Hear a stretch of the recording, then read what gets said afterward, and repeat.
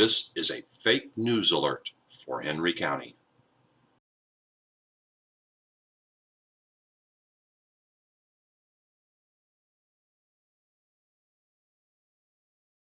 New at 6, a truck hit a teenager, and now a local county commissioner is renewing his fight for sidewalks. It happened on Fairview Road near Village Park in Ellenwood, down in Henry County. Channel 2's Wendy Corona is live in our newsroom with the danger that children and other pedestrians are facing. Wendy? That's right. The accident happened near a new busy park. The county commissioner who represents the area fears it's only a matter of time before someone else could get hurt. I think it's a pretty dangerous situation. Henry County resident John Bailey lives right next to the new Village Park in Ellenwood. He visits the park nearly every day, but says one thing is missing. I think there's a great need for sidewalks. Bailey and others say that's especially true after a truck hit a teenager over the weekend near the park along Fairview Road.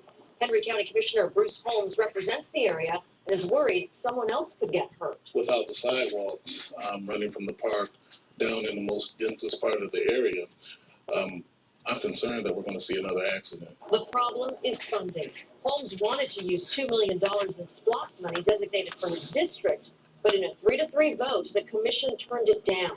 Holmes says after this weekend's accident, he'll once again urge fellow commissioners to approve sidewalk funding.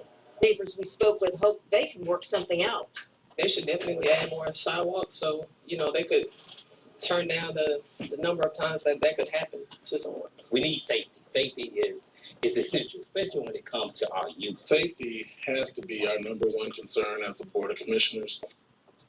Commissioner Holmes says the 16-year-old hit by the truck suffered head injuries and had to get some stitches, but should make a full recovery. We'll, of course, keep you posted on the commissioner's fight for funding. For now, live in the newsroom, Wendy Corona, Channel 2 Action News. Were you left thinking this happened where there was no sidewalk? Then you would be wrong.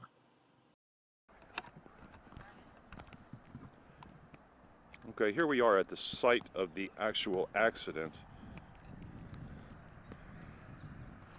This is directly in front of the house at 642. You will notice that we have sidewalks going all the way down there, and we have sidewalks going all the way up there. Here is some debris left over from the accident. The actual location that, yeah,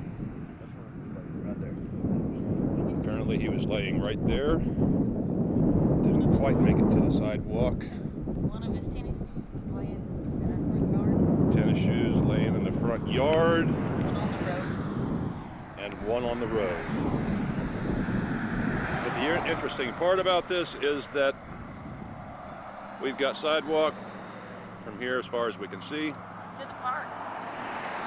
I am here with Gina Carroll. And a whole bunch of traffic. Okay, I'm here with Gina Carroll, and she and her Joe Gleaton, okay. Were here at the time of the accident. They were first on the scene, I would imagine. We were inside our house. You were inside the house when it happened, and then you came directly outside. Correct. And when you got outside, what did you see? Dodge pickup truck ran in, pretty good damage on the front end of it, and a young black man laying on the ground with a backpack with severe injuries. And the driver was very, very, very upset because the teenager came out of nowhere, and he was running from two others that we do not know who they are. They were chasing him, and he ran out into the road, and the truck hit him. When we came out, he was face down with his head bleeding. He was in fear for his life to run out in front of that other truck, no doubt. And we never saw the other two fellas that were chasing him, but the people that were behind the guy that hit the young man saw the two others chasing him down the sidewalk. He was going that way.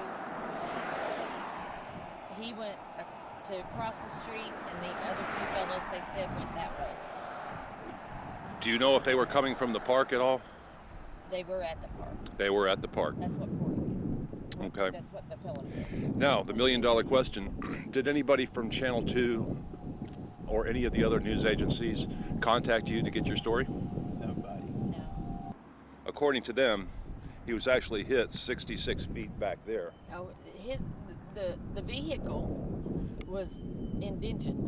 I mean, it was a big Dodge truck, Uh-huh. and the front of it was caved in from That kid was running for his life and right in, run out in front of him.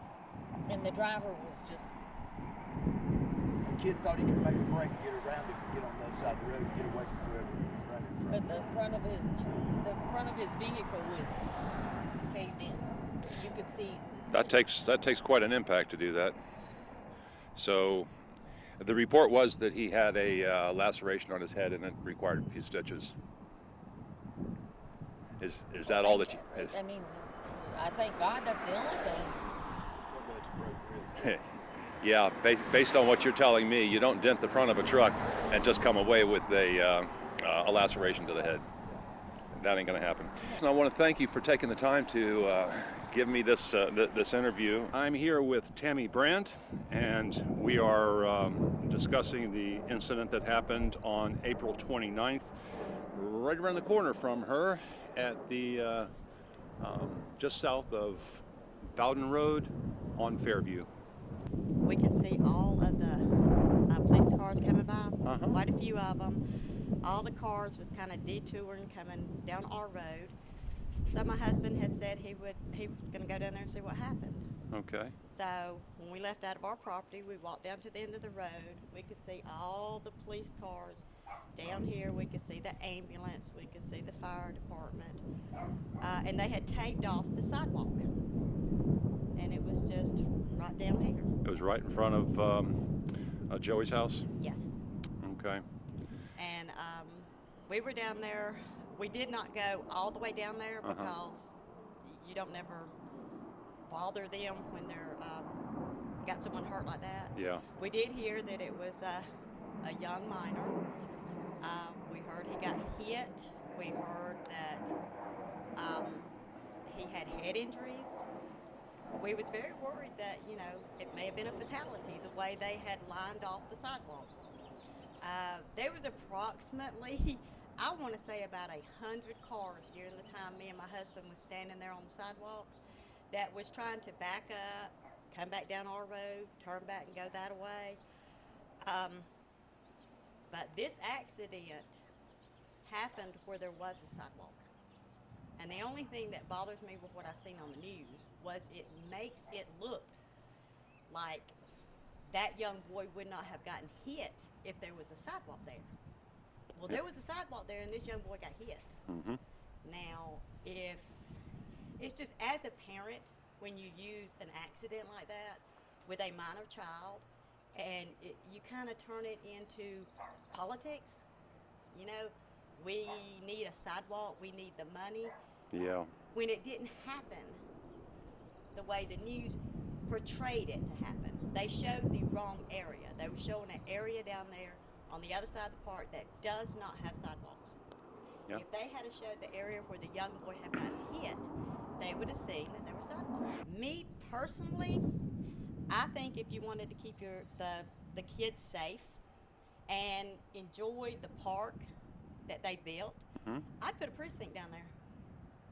Because if you put a precinct down there right dead on that park, you've got less chance of any criminals wanting to come in there and do anything. That's an excellent suggestion. The word's going to get out that no, we don't want to go down there and do this or do that. Because there's a precinct right here. I mean, it's down there, it's 24/7. That would keep your kids safe. But if Mr. Holmes really wants to keep these kids safe, put a precinct down there. They need to have somebody up there monitoring when they close that park, because we hear people down there 1 or 2 o'clock in the morning hollering and carrying on. Yeah, it's supposed to be closed at 11 o'clock. And by the way, this is Eddie Brand. Yes. Eddie, Thank you for giving me an interview here. A question for both of you. Did anybody from the news department talk to you or Joey? No. I think you can safely say that what you heard on Channel 2 represents another point in case for fake news. Yeah. I Yeah. thought I was going to fall off the chair. I could not believe the area they were showing. Yeah. Commissioner Holmes is using your heartstrings to be able to fleece the county of an additional $4 million. So far, he has been successful. And the one thing that is really in jeopardy is the safety of the children, which has very little to do with a sidewalk going from the north end of this park all the way up to the alleged county commissioner's residence.